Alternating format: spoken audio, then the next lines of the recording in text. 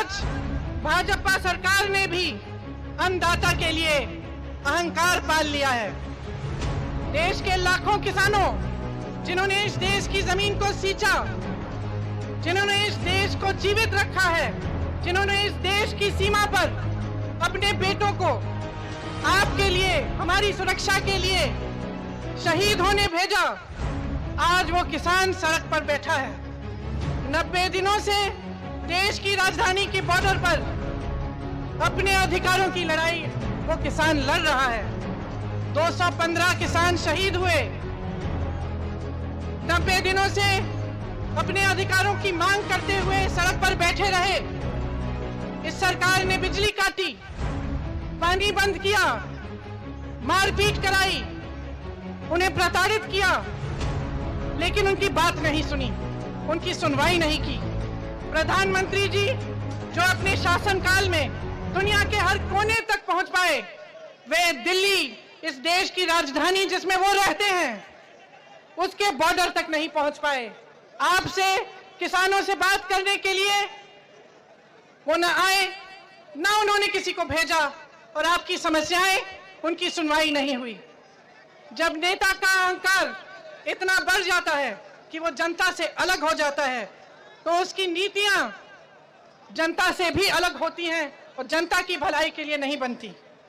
कवि रामधारी सिंह दिनकर जी ने कहा था कृष्ण की चेतावनी के माध्यम से कि जब नाश मनुज पर छाता है, पहले विवेक मर जाता है। इस सरकार का विवेक मर चुका है। भगवान कृष्ण इनका भी अहंकार तोड़ेंगे, लेकिन ये देश देख रहा है। ये सब कुछ बेच देने वाली सरकार को ये देश देख रहा है, और आज इस देश की आवाज इसके खिलाफ उठ रही है। किसान अपने अधिकारों के लिए संघर्ष कर रहा है, जी जान से लड़ रहा है। खेती के काले कानून जब तक रद्द नहीं किए जाएंगे तब तक लड़ते रहेगा, और मैं आपसे ये कहने आई हूं कि जब तक आप लड़ते रहोगे तब तक मैं लड़ती रहूंगी। जब तक आप लड़ते रहोगे तब तक कांग्रेस पार्टी आपके साथ खड़ी रहेगी, आपके संघर्ष में शामिल होगी, आपके हर दुख में शामिल होगी, आपके हर दर्द में शामिल होगी। और जैसे ही हमारी सरकार आएगी, इन कानूनों को सबसे पहले रद्द किया जाएगा। आप सब अच्छी तरह जानते हैं कि पिछले सालों में आलू के किसानों की कितनी समस्या हुई थी। जब कोल्ड स्टोरेज का भाड़ा आलू की कीमत से बढ़ गया था, कई ऐसे किसान थे जिन्होंने आलू सड़क पे गिरा दिए थे क्योंकि कीमत नहीं मिल रही थी। तब से आज तक क्या परिवर्तन आया है? जिस सरकार ने आपको तमाम वादे किए थे कि आपकी आमदनी दुगनी होगी, आपको बकाया मिलेगा गन्ना का, उसने आपके लिए कुछ नहीं किया। आप सब जानते हैं कि गन्ने का बकाया 15,000 करोड़ रुपए है। आज पूरे देश भर का बकाया है ये। इसी प्रधानमंत्री ने अपने लिए 2 हवाई जहाज खरीदे हैं। उन 2 हवाई जहाजों की कीमत 16,000 करोड़ रुपए है। आपके बकाये की कीमत 15,000 करोड़ रुपए है। आपको बकाया नहीं मिला, लेकिन प्रधानमंत्री जी ने अपने लिए 2 हवाई जहाज खरीदे। ये उनकी नीयत है, समझ लीजिए। गन्ने के दाम वही के वही हैं। पेट्रोल डीजल के दाम बढ़ते चले जा रहे हैं। आज बिजली के दाम बढ़ते चले जा रहे हैं। स्मार्ट मीटर से लूट हो रही है। रसोई गैस की कीमत बढ़ती चली जा रही है। डीएपी के दाम बढ़ गए हैं। ओलावृष्टि हुई, आपको क्या मुआवजा मिला?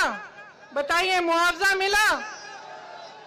ओलावृष्टि हुई, तमाम आपकी जो उपज है खराब हुई, आपको मुआवजा नहीं मिला। धान, बाजरा और गेहूं के सही दाम आपको नहीं मिलते। आज वो समय आ गया है कि सच्चाई आपके सामने है। जो भी आपको चुनाव के समय कहते हैं, जितने वादे आपको किए हैं, वे सारे झूठ निकले। सच्चाई आपके सामने है, और सच्चाई ये है कि ये सिर्फ अहंकारी प्रधानमंत्री नहीं है, ये एक कायर प्रधानमंत्री भी हैं।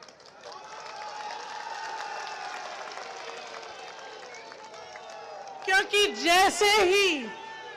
जैसे ही इनकी नीतियों पर और इनके निर्णयों पर सवाल उठता है, एकदम पीछे हटते हैं, जिम्मेदारी नहीं लेते।